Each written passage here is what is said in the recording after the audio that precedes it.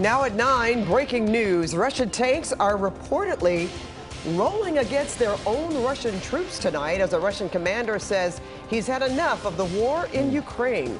Good evening, everyone. I'm Pat Harvey. And I'm Juan Fernandez. We begin with that breaking news. Stunning and chaotic developments unraveling right now in Russia. In fact, Russia's largest private army has turned against the man who pays them, Vladimir Putin. They have left the battlefield in Ukraine, we're told, and have started rolling back into Russia, calling for an armed rebellion against Putin's government. KCAL News political reporter Tom Wade is here with these rapidly unfolding developments and something we've never heard of before. Yeah, right? I mean, we are following all this. It's really hard to get a sense of what's going on there right now, but we'll see as the hours progress, right? So we are monitoring a lot of video tonight claiming to show the private army moving into Russia. It's called the Wagner Group. It's impossible to verify any of these videos. We are able to verify Russian forces are moving to protect key government buildings, though, in Moscow and other major cities, but so far, no fighting in any of those places. This is the man threatening to take down Russian President Vladimir Putin. His name is Yevgeny Prigozhin, and in this recent video, he is railing against the Russian military for not providing his forces with enough ammunition.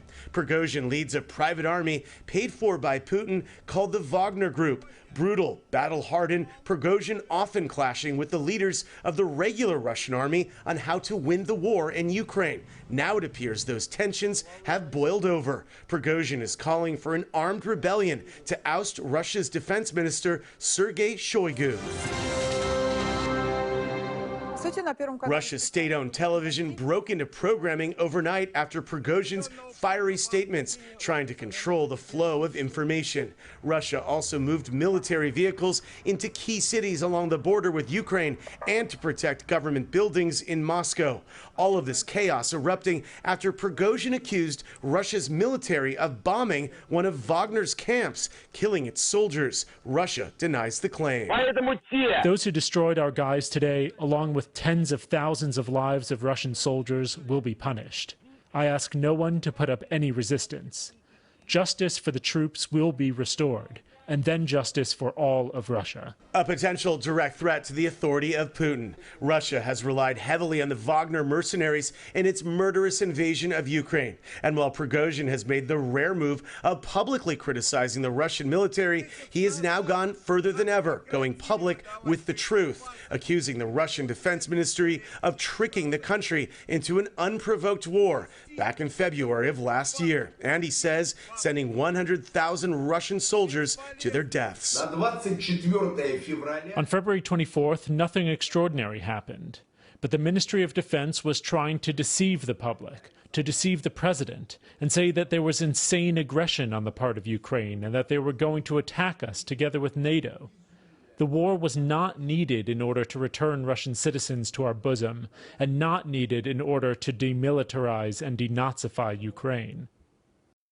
Prigozhin says he has 25,000 troops under his command and claims his forces have already marched into one large city in southern Russia near the Ukraine border and have faced no resistance. Russia's federal security services have charged Prigozhin with calling for an armed rebellion. All of this is really, it's crazy to watch. It is mind-boggling, Tom. Just a little background. Right. This Wagner Group has been under Vladimir Putin for many years or possibly decades, so there's nothing new in that relationship. Exactly. But a little bit more about this army. Well, that's what's really interesting, though, Pat, because to your point, Prigozhin has been allied with Putin for decades. And this army is comprised of, they've released felons from prison, you know, murderers, criminals, who have joined his army and are now, according to him, he's turning them back on back on Russia. So how far will they get? What are they doing? I mean, all this is happening half a world away, so it's hard to verify a lot of what's happening. But I think it's interesting that you're right. This guy Prigozhin has been an ally of Putin's forever. So what is he? You know, he's directing his rage at the defense minister, but the defense minister is of course tied to Putin. Works under Putin. What happens next, right? You know, of course, we're saying this is strange.